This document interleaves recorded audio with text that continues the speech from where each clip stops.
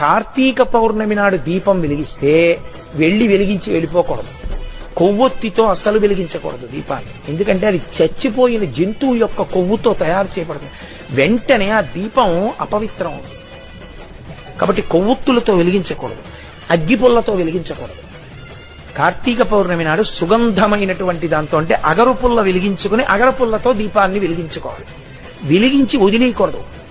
దాంట్లోకి వెంటనే అక్షతలు తీసుకుని చేత్తో పట్టుకుని దామోదరమావాహయామి అని కాని త్రయంబకమావాహయామి అని కాని రెండు మాటలలో ఏదో ఒకటి చెప్పాలి. అంటే దామోదరుణ్ణి కాని త్రయంబకుణ్ణి కాని దీపం మీదకి ఆహ్వానం చెయ్యాలి. కార్తీక పౌర్ణమి నాడు దీపం వెలిగిస్తే వెలిగించి వెళ్ళిపోకూడదు. కొవ్వొత్తితో అస్సలు వెలిగించకూడదు దీపాన్ని. ఎందుకంటే అది చచ్చిపోయిన జంతువు యొక్క కొవ్వుతో తయారు చేయబడుతుంది. వెంటనే ఆ దీపం అపవిత్రం అవుతుంది. కాబట్టి కొవ్వొత్తులతో వెలిగించకూడదు, అగ్గిపుల్లతో వెలిగించకూడదు.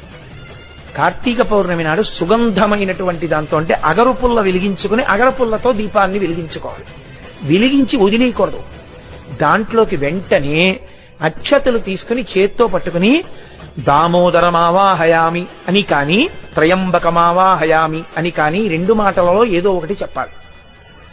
అంటే దామోదరుణ్ణి కాని త్రయంబకుణ్ణి కాని దీపం మీదకి ఆహ్వానం చెయ్యాలి.